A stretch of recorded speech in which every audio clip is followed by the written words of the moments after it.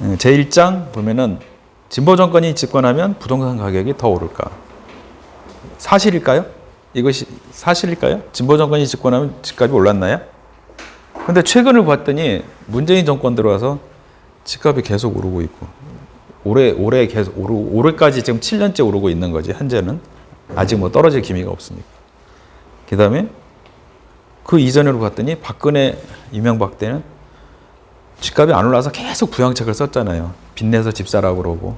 그리고 그 이전에 김대중 노무현 때, 김대중 때는 초창기에는 그렇게 하진 않았어요. 그때는 막 난리였죠. 뭐 IMF 이후라. 그리고 노무현 때 계속 집값이 오르니까 뭐 엄청난 대책들을 계속 쏟아냈지만 뭐 결국은 못 잡았고. 그건 왜 가격이 더 오를까? 지금 여기서 이 저자가 설명한 거는 화폐가 늘어나기 때문이다. 확대 재정을 하면서 화폐가 늘어나니까 집값이 오른다라고 설명을 했어요. 그래서 이렇게 보면은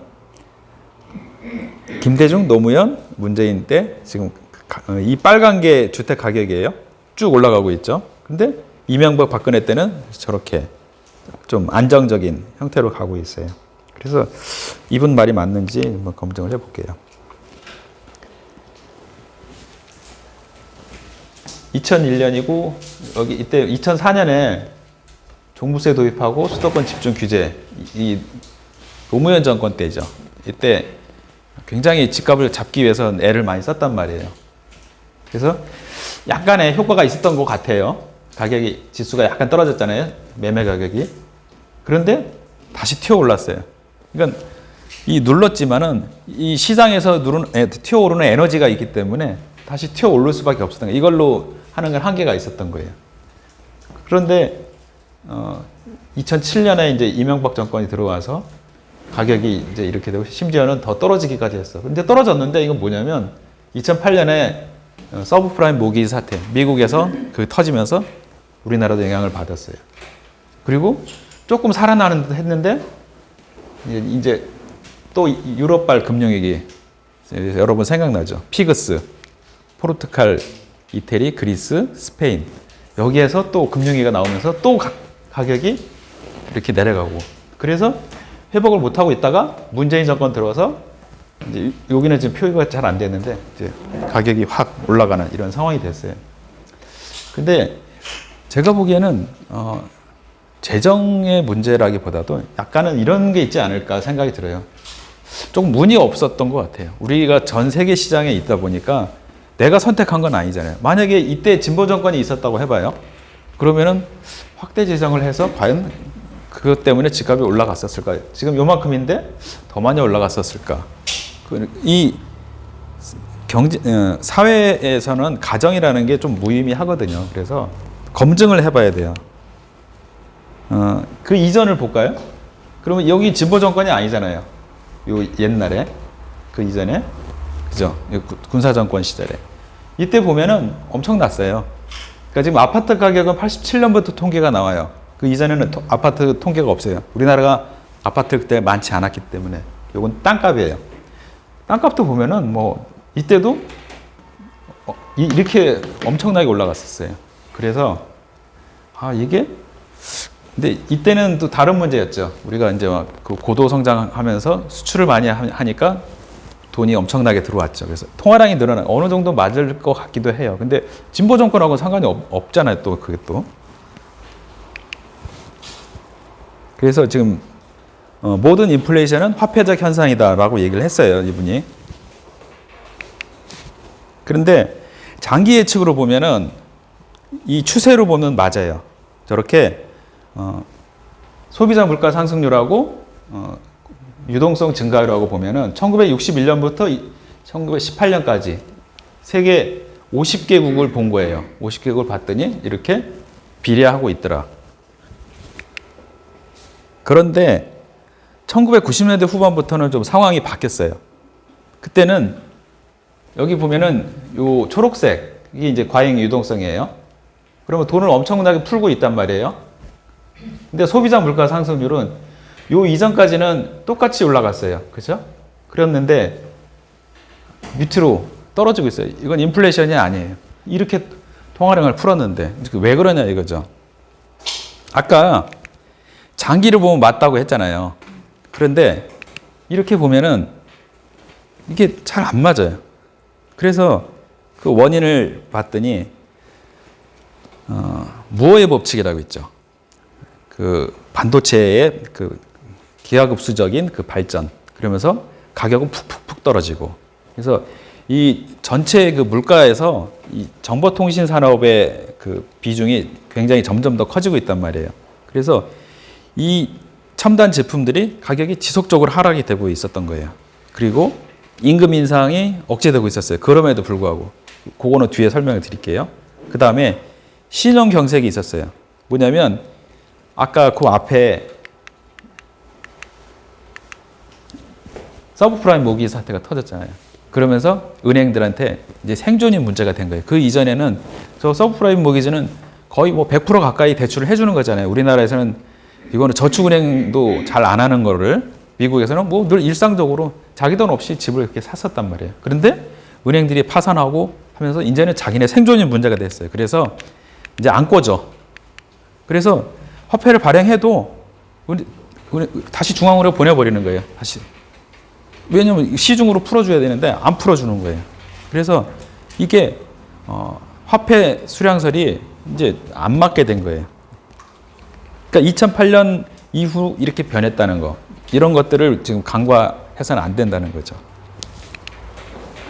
또한 임금 인상이 억제됐다고 그랬잖아요. 여기 보시면은 1970년 이후에 노동 생산성은, 그러니까 미국 얘기예요. 53년부터 보면은 쭉 요 빨간 게 노동 생산성인데, 그리고 초록색이 임금 상승이에요. 그러면 1970년대까지는 거의 일치를 했어요.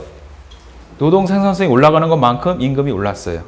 그런데 70년 지나면서 좀 벌어지기 시작하더니 1980년 이후에는 본격적으로, 1980년이 어떤 의미를 갖고 있죠? 미국의 무슨 정권이죠? 레이건. 미국에는, 영국에는 대처. 이 사람들이 어떤 그 세계화를 주도한 이런 형태로 진행이 됐었어요. 이때부터 점점점 벌어지는 거예요. 노동 생산성은 이렇게 올라가는데 실질 임금은 이렇게 따라가지 못하고 있는 거예요. 그거는 뭘 말하냐면은, 아무나 그 이전에는 열심히 일만 하면 됐어요. 누구든지. 그런데 산업이 점점 고도화되면서 높은 교육을 받고 지식을 갖고 있는 사람들만 필요하지, 그렇지 않은 사람들은 자동화나 기계화 뭐 이런 쪽으로 점점 도태가 되는 거예요. 그래서 높은 사람은 일부만 높고 나머지들은 낮은 거예요. 그래서 평균으로 따지니까 낮게 되는 거예요. 그래서 실질 임금이 억제가 되니까 결국은 생산성이 그래 결국은 그 회사, 그러니까 자본가 입장에서는 좋은 거예요. 그 임금이 낮으니까 내 주식은 점점 더 많이 오르는 거지. 내가 투입되는 비용이 낮아지는 거잖아요. 비용이 낮아지니까 결국 그래서 생산성이 혁신이 되는 거예요. 그래서 여기 보시면은 돈을 풀어도 물가가 오르지 않는 것이 두 가지 이유로, 생산성 혁신과 신용 경색. 금융기관들이 돈을 다시 중앙으로 다시 보내버리는 거예요. 그래서 그런 얘기까지 나와요. 중앙은행에서 야, 우리도 그럼 마이너스 금리 해보자. 그 기준금리라는 게 하루짜리 콜금리예요. 그래서 그 지급준비율이라는 게 있잖아요. 한 10% 정도 뭐 되는 것 같은데, 내가 은행에서 받은 돈, 그러니까 만약에 1억을 내가 저축을 받았어. 그러면 10억까지 늘릴 수 있는 거예요. 지급준비율이 10%라면은. 근데 대출을 하다 보니까 11억이 됐어. 그런데 지급준비율을 맞추는 날이 왔단 말이에요. 10%가 안 되잖아요. 9% 뭐 이렇게 될 거 아니에요. 그럼 모자라는 거는 콜금리로 해서 하루짜리 빌려온단 말이에요. 그게 기준금리인데 마이너스를 한다는 거예요. 왜냐하면 맡기지 말라, 이거. 한국은행에 맡기지 말고 중앙은행에 맡기지 말라는 거예요. 그래서 유럽에서 마이너스 금리가 있잖아요, 기준금리가. 그런데 그래도 맡긴다고 뭐 그렇게 얘기하더라고요. 자기네들 살기 위해서. 그래서 점점 더 이렇게 경제가 풀어나가기 어렵다고 얘기를 하고 있는데, 이 신용경색 현상 보면은 모기지 연체율이 하고 은행 대출 불가율이에요. 연체율이 낮을 때는 은행 대출도 잘 해줘요. 그러다가 2008년에 빵 터졌죠. 그러면서 모기지가 연체율이 확 올라갔어요. 그러면 은행 대출은 밑으로 쭉 빠져버린 거예요. 그래서 이 신용경색 현상이 이때부터 벌어진 거예요. 그러면 다시 이제 우리나라로 와서 통화량하고 아파트 가격의 변화를 봤어요. 약 10년간, 20년간이죠. 2000년부터 2019년 1월까지 변화를 봤어요. 통화량은 몇 배가 늘어났죠? 4배가 늘어났어요. 아파트 가격 지수는요? 4배가 안 되죠. 3.2배밖에 안 늘어났어요. 그래서 통화량이, 그러니까 어느 정도 비례는 하는데, 직접적으로 그러지는 못했다. 그러니까 통화량이 늘어난 것만큼 따라가지는 못했다라는 것이 여기 우리가 알 수가 있어요. 그 다음에 이제 우리 여기서 다루고 있던 그 도시에 대한 얘기 나오잖아요. 그래서 도시의 승리라는 그 에드워드 글레이즈 책에서 보면은 90년대 이전과 2000년대 이후하고 도시를 나눴어요. 그래서 그 이전에는 교외 도시 중심이었고 제조업 중심의 도시였다는 거죠. 그래서 그 전통적인 도시는 시카고, 디트로이트나 뭐 우리나라는 포항, 울산, 거제 같은 공업 도시들, 그리고 주거지로는 우리 일기 신도시 같은 경우가 그 과거의 그 전통 방식에 맞는 그런 도시의 형태들이었어요. 그러니까 이런 형태로 우리가 도시를 생각하고 있었는데 2000년대 이후에는 바뀐 거예요. 대도시 중심으로 인구가 집중되기 시작했어요. 그래서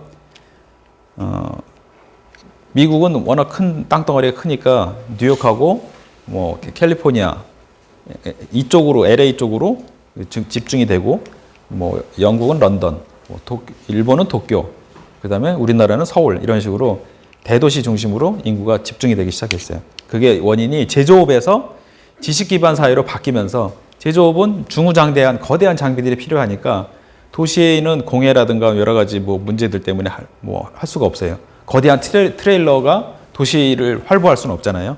그런데 지금은 지식 기반 사회로 뭐 소규모로 아주 작게 이렇게 움직이고 있기 때문에 지식산업센터에서 그냥 사람들 모아서 진행을 한단 말이에요. 그래서 대도시에서 가능한 거예요.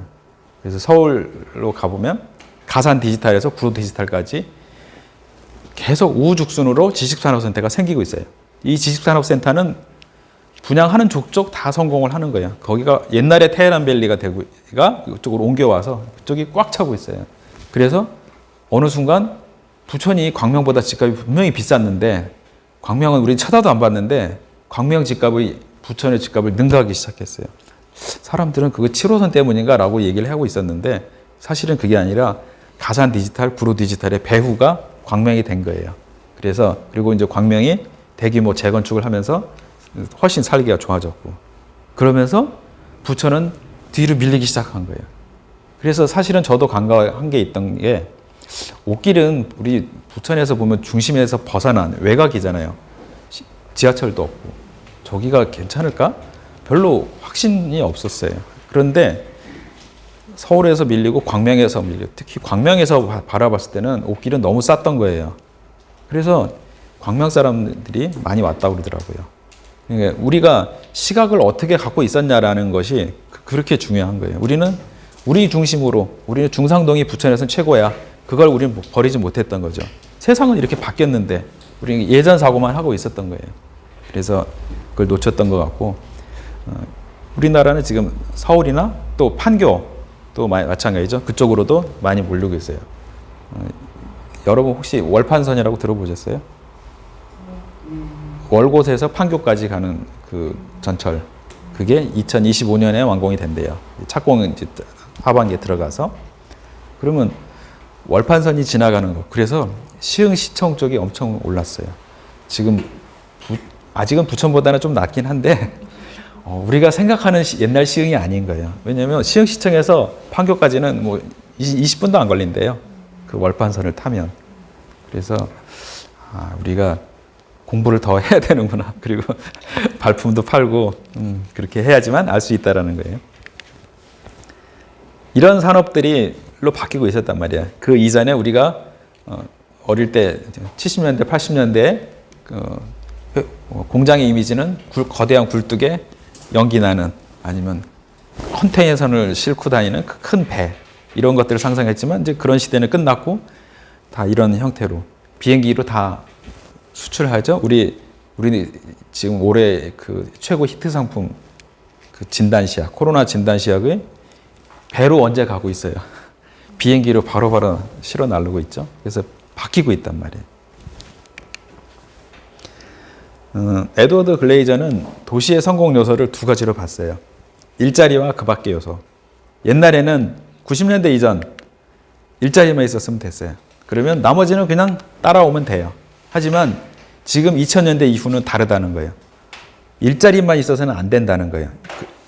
일자리만 있는 데가 어디냐면 혁신도시.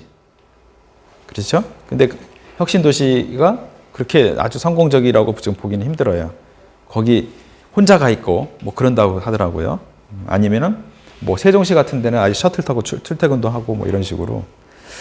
그리고 그 밖의 요소가 굉장히 중요해지고 있어요. 이 그 밖의 요소에는 여기 말하는 음식, 문화, 패션, 엔터테인먼트, 예술. 또 별거 아닌 것 같은데 짝을 만나기 용이한 곳. 아, 여기 미혼이 없으시죠? 이거 되게 있으시구나. 잠깐만. 죄송합니다. 제가 이제 회사 다닐 때 선택을 하는 거예요. 이제 서울에 근무할 거냐, 경기도 이천에 근무할 거냐. 근데 이천을 다 싫어하는 거예요. 제가 보기에는 다 이제 결혼들을 안 했으니까 짝을 만나기가 쉽지 않은 거예요. 그 안에서만 만나는 거예요. 얼마 전에 그 백화점 다니는 사람 얘기를 들어보니까 백화점이 이제 쉬는 날이 없고 한 달에 한 번 쉰다 그러던가요? 아무튼 그냥 거의 연중무휴라고 하더라고요. 그러면 언제 쉬어요? 그랬더니 9번을 쉰대요. 그래서 같은 부서에 뭐 팀장하고 팀원이 있으면 둘이 같이 못 쉬어요. 왜냐하면 다른 데 부서하고 연관돼서 일을 해야 되니까. 그래서 서로 따로 쉬는 거예요. 그러면 주말이라고 늘 쉬는 게 아니고 정해져 있지도 않아요. 내가 정하면 또 다른 같이 일하는 사람은 또 다른 날로 정해야 되고 그렇게 해서 해요. 짝을 만날 수 있을까요? 없을까요? 아니 매주 월요일날 일을 쉰다 예를 들어서 그럼 월요일날 쉬는 사람들끼리 어떻게 하다 만날 수도 있어. 그런데 안 돼. 그래서 그 백화점에서는 결혼한다고 청첩장 오면은 절반이 CC래요. 같은 백화점 내에서. 왜냐면 만날 수가 없으니까. 그래서 이게 삶의 질이 떨어지는 거예요. 물론 같이 이해하고 같은 직장에서 CC가 나쁜 건 아닌데 어쩔 수 없는 CC잖아요. 그거는 내가 선택할 수도 없잖아요. 그 다음에 또 이제 치안 문제도 굉장히 중요하대요. 그리고 이제 자녀 교육 여기도 나오죠. 이 자녀 교육에 사립고등학교 보내는데 1년에 3만 달러라고 그러면 뭐 3천만 원이 넘는 돈을 이거 뭐 대학 등록금보다 더 비싼 것 같아요. 더 비싸죠. 훨씬 비싸죠. 대학 등록금 우리나라 얼마죠? 1,000만 원? 공대에 다니면 뭐 그 정도 되나요? 그러니까 이 자녀 교육도 굉장히 중요한 요소가 되고 있어요. 왜 그러냐면 그 이전에는 그 학력 간의 인구 격차가 더 심하다고 이 책에도 나오고 있잖아요. 그래서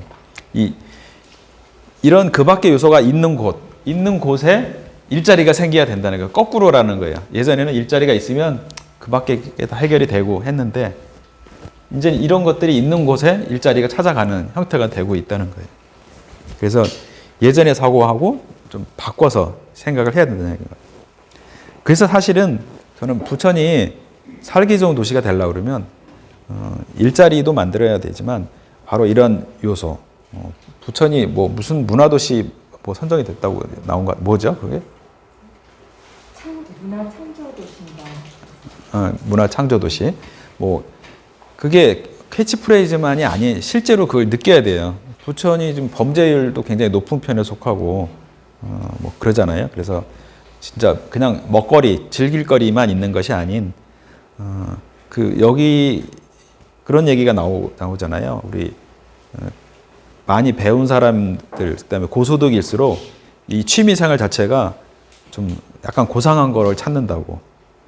예를 들면 오페라를 본다든가, 그러니까 뭔가 돈이 들고 훈련이 필요한 이런 것들을 한단 말이에요. 골프를 부자들이 좋아하는 이유도 남들이 쉽게 접근할 수 없는 것이기 때문에 그 골프를 좋아한단 말이에요. 그래서 약간의 그 여기 베블라인 얘기 효과처럼 과시적인 소비를 하는 그런 것도 있단 말이에요. 근데 그런 것뿐이 약간 그거는 근데 고상하다고 할 수는 없어요. 골프는 그렇죠. 근데 이제 뭔가 고상한 거 할 수 있는 우리 오케스트라 이런 감상한다든가 이런 것들을 할 수 있는 것들이 돼야 되는데 서울엔 다 있잖아요.